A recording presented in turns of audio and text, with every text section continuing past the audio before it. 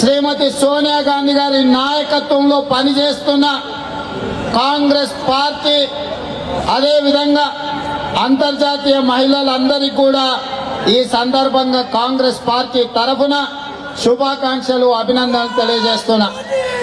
అదే విధంగా ఉండరా నాయన ఓ జర ఎలక్షన్ల వరకు ఆపు, నీ ఉత్సాహాన్ని ఎలక్షన్ల వరకు ఆపు జరా.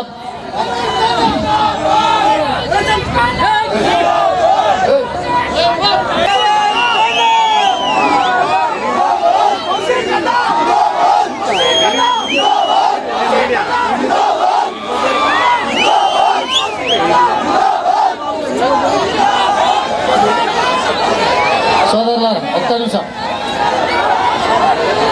ప్రజా చైతన్య యాత్రలో భాగంగా హుజూరాబాద్ నియోజకవర్గ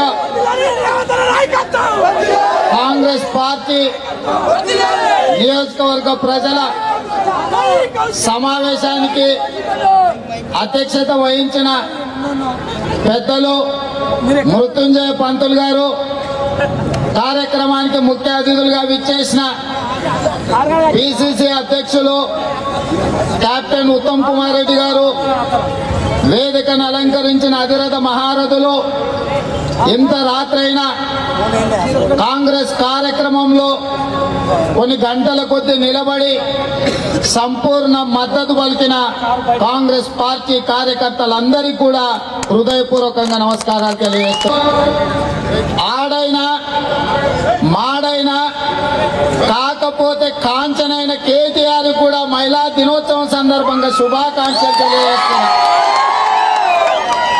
ఎందుకంటే కవిత గారు పోయి ముఖ్యమంత్రి గారిని అడిగిందంట, నాయన మంత్రివర్గంలో ఒక్క ఆడబిడ్డ కూడా లేదు, ఒక ఆడబిడ్డకు ఆడపడుచుకు మంత్రివర్గంలో స్థానం కల్పించమని అడిగితే, ఓసి బిడ్డ మన మంత్రివర్గంలో మొగోడేవాడు ఉన్నాడే, పాడే ఉన్నోళ్ళందరూ ఆడోలే కదా అని అన్నాడంట.